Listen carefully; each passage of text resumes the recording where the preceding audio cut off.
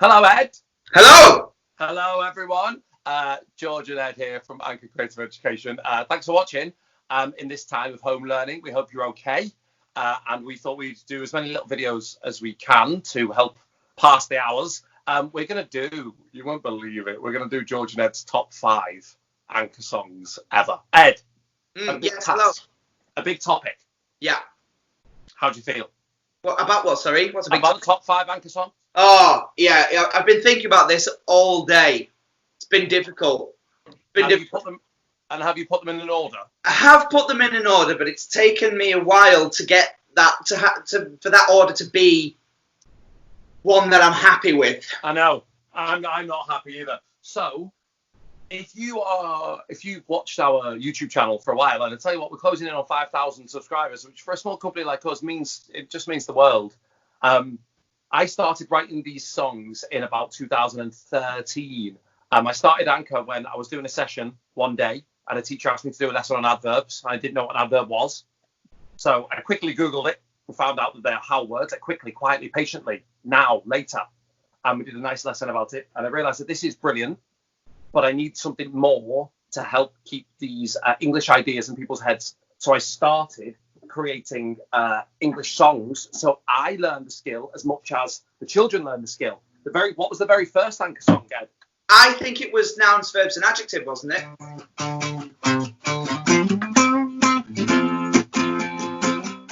Shall we get into the list? Yes, okay, yeah, let's do it. Ed, being the first person to ever work for Anchor, other than George, the first person ever, you've been here every step of the way. You've played on most of these songs. You've sung on most of them. I've played them to you first, and then you've tinkered with them, offered your advice, and I've ignored that mainly and gone with what I think. All right? Yeah. So, first of all, before we do our top 5s, and we have over 65 songs to choose from, grammar and phonics, would you like to hear, Ed, the teacher's choices? Oh, yes! Would you? So we put a little thing on our Instagram, which is at @anchor_grammar, if you are on that kind of thing. Quickly just say, what is there a favourite Anchor song, or which songs you hum in your head all the time? And a couple of teachers got back to us. And are you ready for the teacher's top 5 songs? Yeah. Are you going to tell me which teacher said? No, I'm not going to, because I don't have all that information right here in front of me. Oh. Okay. But I can tell you who, maybe when we're off air. Number 5. Yeah. Inverted commas, talking, a piece of punctuation. Inverted commas. So number 5 was the direct speech song. Number 4 was a song that you created. I had a version of this song, and you didn't know. I hadn't played it to you before. You only had the lyrics, and you made your own riff. And when we came to the recording studio, go on. Imperative verbs. Yeah. When we came to the recording studio, you said, well, I've been playing this. And we decided that yours was more fun.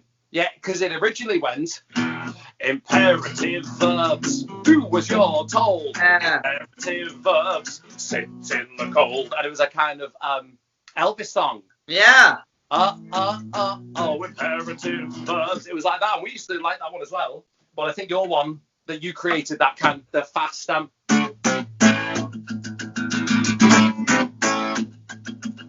imperative verb, bossy. We love that bossy bit. And if you ever do a Key Stage 1 assembly, and the children go crazy for that bossy. Bossy, I love doing bossy with a bossy finger. Number 3, the best Anchor song ever, according to the teachers, is You Need a Capital Letter to Start Your Sentence. Oh, yeah. Capital letter full stop song, if you're doing a Key Stage 1 assembly, that's the big one. Yeah. That's become our like noun song for the Key Stage 1 assembly. Yeah. The children love that one. And there's a lovely bit where you cry at the end. If you don't use a capital letter. And we're going to put a link to this in YouTube on the caption underneath. We'll put all these songs under there so you can find them if you don't know them. Number 2 of the favourite songs from the teachers is a phonics song, Ed. Would you like to guess? I think it's Hello, Mr. A. No, it's not Hello, Mr. A. I think it's Tricky Words. No, not Tricky Words. I think then It's quite a hard phonics song. split digraph. It's a split. It's a split digraph. Two letters making one sound. Split in the middle. Oh yeah. I love that song so much. Turn an A da, da, da, into an A da, da, da, da. Write an E at the end of the word. It's a split digraph. Quite tricky because lots of people do different phonics schemes. So they call when it's two letters making one sound like sh or ch or ow or ah or o. Some people call it one thing. Some people call it a different thing. So I really like that we call it digraph, the technical language. But we make it as fun as possible. I love that song.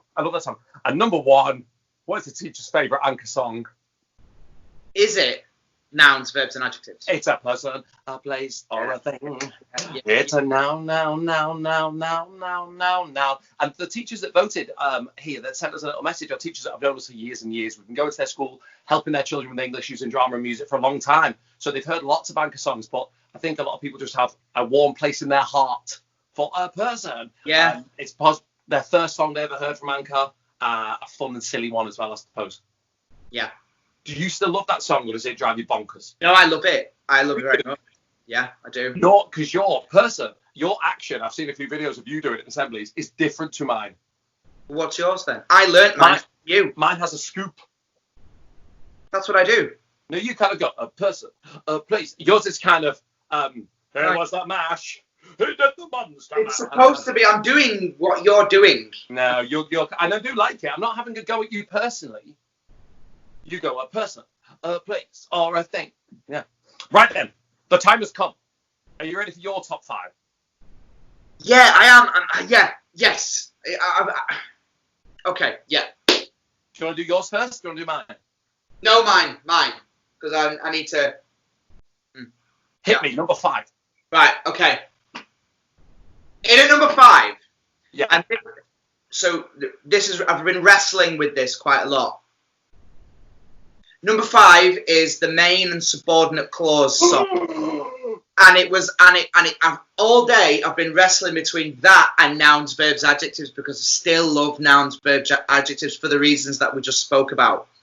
But I don't know, I think main and subordinate clause song has just nicked it, because I think it's something that's really important for Key Stage 2 children to know. Clauses is quite a hard thing.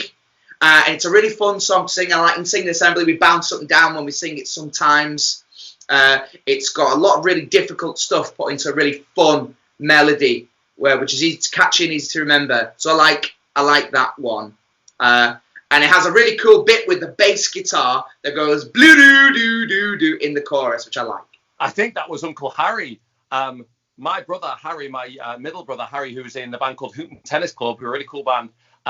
Harry and Callum, the bass player, helped on that song. Harry recorded some of our songs, and Callum, the bass player from Hooten Tennis Club, played on that song. I think Harry might have dubbed over something Callum did, because maybe Callum was in a bit of a rush. But Uncle Harry, amazing at the bass, and he creates these gorgeous parts. So that's down to Uncle Harry, that bass part. Behind the wizard's cloth. Number 4 is what we call the alphabet song, which is all about, it's a song we sing with EYFS and Key Stage 1 children, and it's about how letters have names and sounds that are different but very important. Letters have names and letters have sounds. They are different and very important. We love this because we hear a lot of children say that. Like this morning, my 4-year-old said, "Oh, we need an A and a R to make R." Whereas we need an A and an R because hello, Mr. A, what do you say? I say because it's important to know that letters have names and letters have sounds. I like that song because there are a lot of common misconceptions about letters. Sorry, like the letter R, that actually make the R sound, not the R sound. And that's a P. Mrs. P, we call her in the song. She's very quiet, Mrs. P. And she only goes, she doesn't go, Pah! No, she doesn't. I like the way you did that, though. So I like that one, George. That's my number 4. Okay, give us 3 then. Number 3 is, I wish I had my rapper's cap on and my sunglasses, because the active voice, the subject is doing something, passive voice, something is happening to it, and the subject is the first noun. I love that song. I love doing the rap, the active and passive voice rap battle with Key Stage 2 children, mainly Year 6, I think we do it with, where we have one side being the active voice crew, the other side being the passive voice crew, and we have like a performance battle where they have to try and be the best performers, and we all come together and sing the chorus at the end about the subject being the first noun. So much fun, really catchy, and another difficult thing that I think we've managed to make nice and catchy and fun, and that taught me a lot, that song. I really love that song. Do you know why I wrote that song? In a car park. I wrote that song in a car park in Atherton, in Wigan. Lovely that, thank you, down there. Before I went to a brilliant school called St. Philip's in Atherton, which is so fantastic. I wasn't happy. We had a song anyway that went active voice, which is really fun. But I thought I wanted a song where the chorus the learning came in the chorus. So active voice, the subject is doing something, passive voice, something is happening to it. All the learning comes from that little moment there, and I love that. Right, Ed, you're number 2. Number 2 is the fronted adverbial song. Yep, the fronted adverbial song. I love it because the thing about fronted adverbials is it's really easy to get bored of talk. I understand why children get bored of talking about fronted adverbials, because they get hung up on it quite easily. But there's a whole, I always say there's a whole world out there. Once you actually fully understand what a fronted adverbial is, there's a world of possibilities for it to help make your writing better. And it doesn't mean you have to use them all the time, but there's so much you can do that could be a fronted adverbial without even knowing that you've used one sometimes. You know, fronted adverbial is that go-to thing that people say for like boring grammar thing. Oh, fronted adverbials. It's not a hard thing. It's a sentence starter. In the morning, I ate my cornflakes. On top of a snowy mountain, I ate my cornflakes. Sometimes we use that comma to keep the main clause and the fronted adverbial away from each other. Da! The world is your oyster, young man. Exactly. And I like the ending chorus of the song where we all sing how much, where, why, when, all together, and it builds up and it's banging. In an assembly, that is such fun, that song. Yeah. And Ed, you're number 1. Now, can I guess what your number 1 is? Number 1, this might surprise you. Okay. Is the Determiner song. Good. I love it to bits. Words that come before a noun. Determiners. Now, that's quite a new one. Yeah, it is. It's a new one, and I've had quite a lot of classes that I go and visit weekly asking for that song, particularly Widnes Academy. Shout out to Widnes Academy. They're year 4, 5s and 5, 6s are big fans of that song. We sung that a lot last year, and I've enjoyed that. I love it. The chorus is lots and lots of fun. Lots of children request it in assembly as well. So I've become a lover of it. I love it. Yeah, it's nice. I like when we write songs and people start to like the new ones, because you appreciate why bands don't like playing their big hits, and we're not a band, no, we're not famous. But every day, if we play the nouns, verbs, and adjectives song, sometimes it can make you go, oh, okay, that's fine. But when you do a new one and people are excited about a new one, it puts a spring in your step to play a new one sometimes, because a new song that we're really excited about, a new bit of learning we want to help everyone with. Words that could determine us, words that come before a noun, words that tell you how many there are or which one you're talking about. It's quite a tricky thing. I'm really glad you chose that determiner song. I love it. And I like the fact it goes, and that, you might say that's a bit of a silly action, but when you're doing assembly and there's 250 children all bravely going, ah, ah, ah, ah. Yeah, oh, it's fantastic. Right then. Thank you for your top 5, Ed. We have a couple of similar choices. Really? Thought we might. Similar choices. Thought we might. So I'm going to do my top 5 songs quite quickly now because we have someone special coming on our next video. We have a special guest. With a special guest coming on our next video. And that person is waiting and ready. Oh, wow. Go on then. Let's have your top. Here's my top 5. Now, 5. It took a long time to do this. I feel like swapping some round now, but okay. My number 5 is the main and subordinate clause song again. Yeah. There are 2 types of clause. I'm just so glad that we chose a song that has the subordinate conjunctions in it. The after, although, as, because, before, due to, once, it, unless, though. I wouldn't remember those subordinate conjunctions without that song. So I'm really glad that when you've written a song, you can just nick it and put it in another song. And that's what I've done, really, haven't I? My 4th song is bum ba bum bum ba bum apostrophe. Yeah. I love the apostrophe song, and when we do it in assembly, it's crazy. Everyone stands up, we jump around, your heart rate goes through the roof. I love it. I like the possessive bit and the contraction, and I like will not, won't. I love that bit at the end. So I'll make sure you check out the apostrophe song. There's a link down there. It's a crazy song. My number 3, again, is a phonics song, and it's Split Digraph. Good choice. So the teacher chose this one. This was up there with the teacher's one. It has all the technical language in there. It's really fun. There's loads of examples. You can follow along with it. I love the Split Digraph song. I think it's really fun. And that term in reception that we're coming to soon, that summer term where some children might start to look at those sounds that are separated, like ache, make, shake, where there's 2 letters making one sound, but they're separated. That can start to happen at the end of reception sometimes. Most children, year 1 or 2, might have a go at those. But I really enjoy when that time comes around and we can start to sing the Split Digraph song. I love it. Yeah. Number 2, same as you. How much, where, why, where. And if you ever play the guitar with the children, they seem to love the how much. And we answer those questions. We've made a fronted adverbial. How nicely you kick the ball. For 2 hours you kick the ball. In the garden you kick the ball. Really brilliant.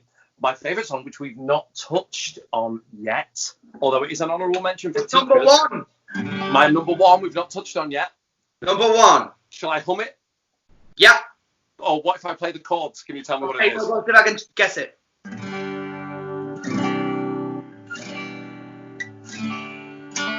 Clauses. Relative clause give us extra information. Relative clause tell us about the noun. Yeah. I absolutely love it, and it has a gorgeous guitar part that you recorded. It kind of goes da na na na na na na na na na. Oh, it's just amazing. I wrote it with a kind of Oasis chords because they're a band that I like. I did this at the first time in a school called Willows. I played it on the piano in year 5. Really dug it. Really enjoyed it. And it has so many brilliant examples of a relative clause, a type of subordinate clause being used, like the dog who, or the dog that smells, or whatever we say about the dog. I'm not sure if it's who or that in the song. I think it's who if you know it. If it's your dog, you might use who. It's loads of fun, and we all sing together at the end. There's a brilliant solo that you play. Oh, it's such fun, and it brings me such joy to sing that song. It's a lovely, fun kind of country rock and roll song. I think the learning is so important and key. It has loads of brilliant examples. It's my absolute favourite. Great choice. Great number 1. There you have it. Go on. Do you want my... Well, is it done, though? Because do you want my honourable mentions?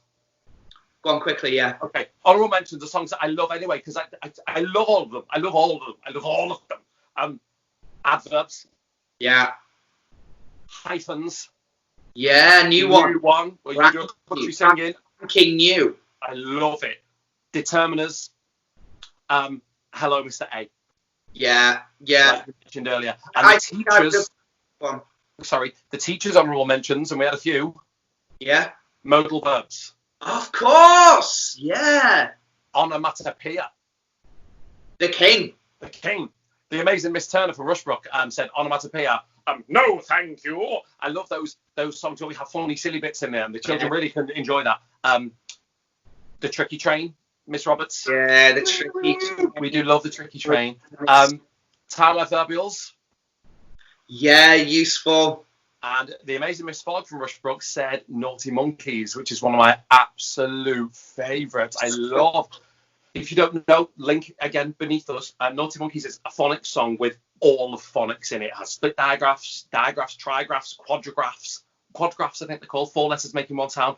It's just the hardest words you could ever find in this one song. So it's kind of, when you completed phonics at the end of year 2, or if you just think you're a really good reader at any age, you can have a go with this song. Naughty has that all sound in it. Oh, I love it.